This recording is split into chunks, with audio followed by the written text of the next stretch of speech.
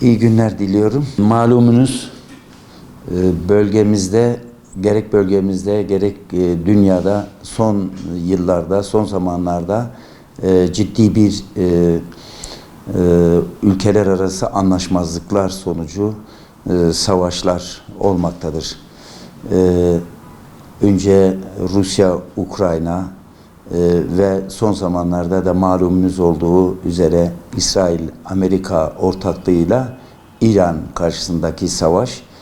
Dolayısıyla özellikle Orta Doğu'yu ve ülkemizi yakından ilgilendiren gelişmeler. Tabii malumunuz savaşlar hiçbir zaman refah maalesef getirmiyor. İnsanlar çok mağdur duruma düşüyor ve dolayısıyla savaşlar sonucu özellikle teknolojinin gelişmesiyle birlikte bu zamanın savaşları ekonomi üzerinde ciddi olumsuzluklar yaratıyor. Tahribatlar oluşturuyor. Bina yıkılmalarından tutun da enerjiye kadar günlük tüketim konularına kadar her tarafı etkilenen durumlar meydana çıkıyor. Dolayısıyla bu savaşta şu andaki İsrail, Amerika ve İran'la olan savaş özellikle enerji konusu üzerinde ciddi bir olumsuzluk yarattığı hepimizin malumu. Dolayısıyla bu dünyaya da yansıyacağı gibi ülkemize de yansıtıyor. Ve bu yansıma sonucu da tüketiciler ciddi anlamda etkileniyor. Nedir? İşte petrol fiyatları yükselecek, akaryakıt fiyatları yükselecek, nakliye ücretleri artacak. Dolayısıyla üretime yeni ek ilaveler, ek giderler oluşmasına sebep oluyor. Malumunuz görüleceği üzere son bir hafta içerisinde ülkemizde de akaryakıt fiyatları az da olsa bir yükselme baş gösterdi. Uzmanların belirttiğine göre savaşın uzaması halinde bu krizin daha da büyüyeceği, hatta bazı uzmanların petrol varil fiyatlarının 150-200 dolara çıkacağı hesabını yapan uzmanlar var ki Allah korusun böyle bir şey olması halinde bütün dünyada acayip bir kriz oluşacak. Dünyada bir ekonomik kriz olacağı gibi ülkemiz ve bölgemizde bundan maalesef olumsuz etkilenecektir. Bu kaçınılmaz. Bizlere de toplum olarak, ülke olarak bize düşen görevlere de biraz değinmek istiyorum. Bizlerin de sağduyulu davranmamız, özellikle fırsatçılık kullanmamamız lazım. Özellikle üretim bölgeleri için bunu savaşları fırsat bilerek fiyatları artırmamak lazım. Bunlara dikkat etmemiz lazım. Tüketiciler olarak da bilinçli hareket etmemiz lazım. Gerçekten ihtiyacımız olan ürünlerin ihtiyacımız kadar olanını almamız lazım. Ama savaş oluyor, fırtınalar koparmamak lazım. Sağduyulu davranıp sakin olmamız lazım. Aksi halde savaş oluyor diye bizler de ürünlere hücum ederek stoklar yaparsak maalesef bu etkiler daha da büyüyecektir.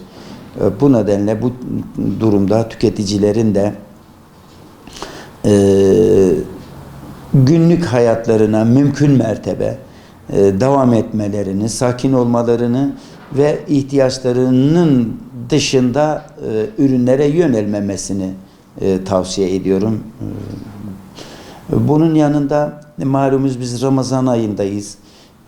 Ramazan ayında maalesef diyoruz her sene bu konuda açıklamalarda da bulunuyoruz.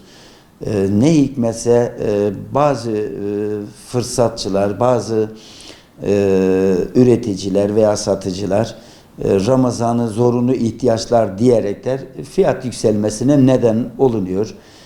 Bu sene de gerçekten biz hem Mardin Tüketici Koruma Derneği ve Tüketici Birliği Federasyonu olarak hem 1 Şubat hem 15 Şubat'ta Türkiye'nin değişik marketlerinde fiyat endeksini tespit ederek Ramazan'ın başlangıcıyla bir iki haftalık içerisinde fiyat artışları olup olmadığını gözlemledik. 1 Şubat'la 15 Şubat arasında Ramazan'ın başlamasıyla birlikte %3'lük 15 gün içerisinde %3 küsürlük bir artış olduğunu gözlemledik. Ve bunu Ticaret Bakanlığı ve ulusal basında da Tüketici Birliği Federasyonu olarak bu konuyu dile getirdik. Sağ olsun yetkililer, özellikle Ticaret Bakanlığı